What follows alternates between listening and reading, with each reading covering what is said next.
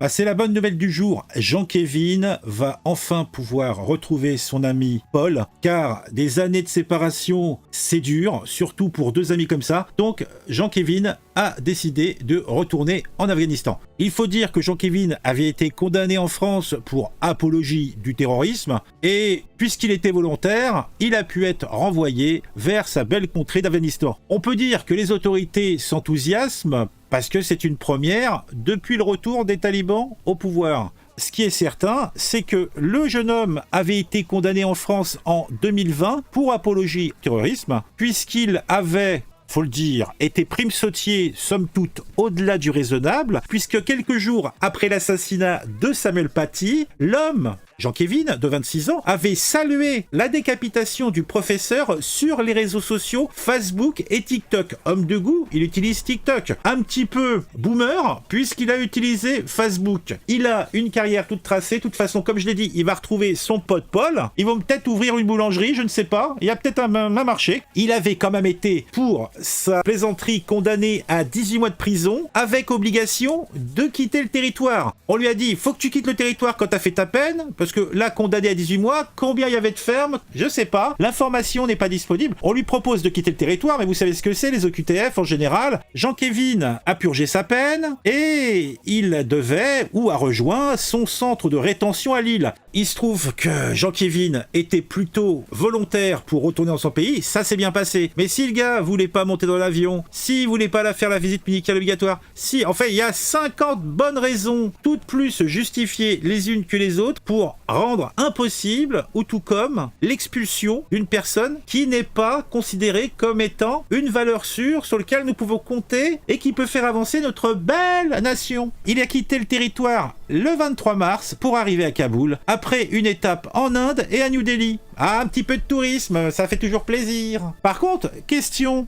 qui s'est capillé de billets ? Tout est bien, qui finit bien. Comme je l'ai dit, c'est un cas atypique dans le sens où il voulait bien partir. Parce que ça lui a permis de retrouver son ami Paul. Et puis, comme je le dis toujours, il avait peut-être des sœurs, une femme, voire des femmes qui l'attendaient au pays. Il était venu en touriste et puis bon, vous savez, la France, les petites pépées, la nourriture grasse, un terrain plat, pas des collines partout, pas des montagnes partout, un petit peu de verdure, ça a pu quelques instants l'enthousiasmer. Mais je peux pas dire que ces vertes prairies lui manquaient, mais bon, ces tas de cailloux, ces contrées désertiques devaient lui manquer. Voilà. Bon, on a fini? Hein? Non? On n'a pas fini? Ah bon? Il y a autre chose? De la colère pour certaines femmes, des larmes pour d'autres.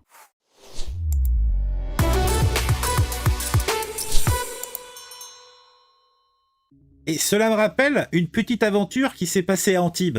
Un individu qui était visé par un OQTF devait rentrer donc dans son territoire d'origine. Il se fait passer dans la gare d'Antibes pour un agent de sécurité. Alors, c'est caustique. Bon, le gars a, dans l'absolu, pas fait de trucs bizarres à part chourer le fameux costume et avoir un téléphone dans la poche qui lui appartenait pas. Mais à part ça, il n'a pas fait grand-chose. Mais bon, logiquement, le petit monsieur a des problèmes psychologiques. Alors, d'ailleurs, prévenu par un autre agent de la gare, la police a pu interpeller l'homme qui a reconnu avoir volé la veste. Même veste, même attitude. Vers 16h15, un individu s'est fait passer pour un agent de sécurité de la SNCF avant d'être interpellé. Un autre officier de la sécurité, un vrai lui, a prévenu la police de la présence de cet homme suspect avec cet accoutrement. Ce dernier effectuait même des contrôles auprès des voyageurs. La veste avait le logo sécurité. Ça devait ressembler un petit peu à l'image que je vous ai mis, ça devait être un truc comme ça. Le rendant crédible. Sur place, les policiers l'ont arrêté sans résistance de sa part. L'individu a alors indiqué à la patrouille avoir volé le gilet en question. Dans l'une des poches se trouvait un téléphone professionnel qui ne lui appartenait pas. Oh, vilain garçon! Après des recherches dans les fichiers des personnes recherchées, l'homme a été soumis à une obligation de quitter le territoire français. Oh, vu qu'il semblerait qu'il a peut-être quelques soucis psychologiques, qu'il n'est pas prêt de quitter le territoire. Je dis ça, je dis rien.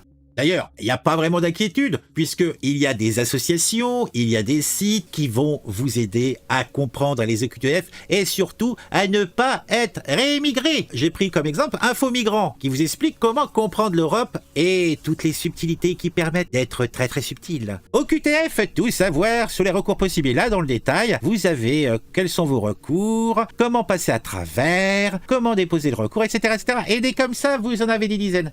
C'est bonheur, c'est plaisir, c'est pour moi. Et puis parfois la machine dérape. Les gens, on ne devrait pas les expulser. Et puis, c'est fissa, on les renvoie chez elles. Et c'est arrivé à une jeune femme Une Ivoirienne de 22 ans, la justice avait annulé l'obligation de quitter le territoire français au QTF qui lui avait été adressée le lendemain de son raccompagnement à la frontière. Ah bah c'est pas de chance. Et la préfecture de Dordogne avait déclaré « Il y a eu une erreur !» Eh ben dis donc, c'est top pas content hein, la petite dame. Hein. La jeune femme avait été interpellée le 10 janvier à Périgueux pour des faits de violence réciproque avec son conjoint. Alors comme qui dirait, elle avait eu la bonne idée de faire le coup de poing avec son bonhomme, alors peut-être même qu'elle était victime de VSS.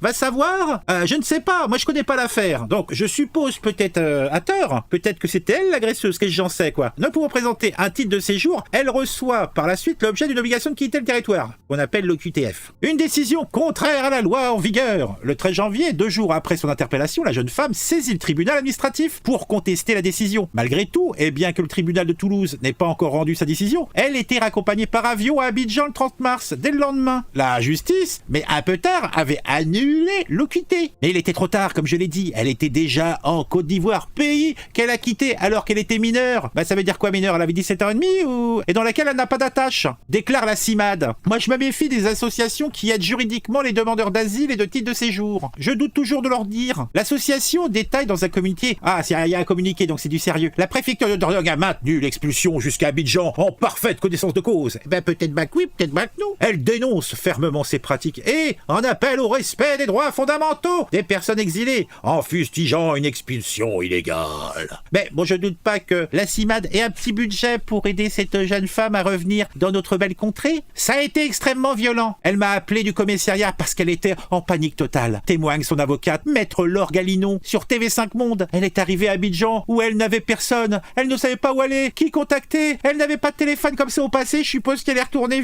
fils à fissa avec le raid en France. Ça a été extrêmement violent. Quand on fait un recours devant le tribunal administratif, qui est la juridiction compétente en la matière, la préfecture ne peut permettre et ne peut mettre à exécution la décision administrative. Eh ben dis donc. Ah bah, c'est du lourd, hein. Il y a une erreur. La préfecture de la Dordogne a depuis assumé son erreur. Ah, ils sont chauds, hein. L'éloignement n'aurait pas dû intervenir avant la décision du tribunal administratif. Ben oui, on aurait dû la mettre en tôle un petit peu avant. Ah, puis si elle avait foutu des bourpifs à son bonhomme. Ben la prochaine fois, elle réfléchira avant de t'engueuler son bonhomme. Hein? Avant que ça soit elle qui se faisait, je sais pas, moi ces histoires. On n'a pas assez d'informations. La préfecture de Dordogne a depuis assumé son erreur en déclarant l'éloignement n'aurait pas dû intervenir. Elle assure aussi avoir pris contact avec le consulat de France en Côte d'Ivoire pour proposer à la jeune fille un billet d'avion de retour. Ah, parce qu'en plus, il raque pour la faire revenir. Non mais, j'y crois pas, c'est pas possible. Quelle est donc cette infamie?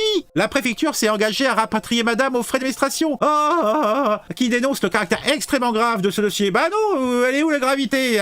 Elle s'en finit bien. Ah là là là là. Pour l'heure, un laissez-passer, un visa en bonne et due forme devrait lui être remis afin qu'elle soit autorisée à revenir légalement sur le sol français. Une fois en France, il faudra qu'elle dépose un dossier et on examinera sa situation administrative, assure la préfecture de Dordogne. Eh bah dis donc, on n'est pas sorti du lac, hein. Ah moi je vous le dis mes bons amis. Mais en tout cas, tout ça pour dire que la France est un état de droit, n'est-il pas? Ah le droit, on connaît ça. Bon allez, j'arrête parce que bon, si cette vidéo vous a plu, vous mettez un j'aime, vous mettez un commentaire, c'est important les commentaires. Le j'aime aussi. Si c'est pas encore le cas, vous pouvez vous abonner à la chaîne.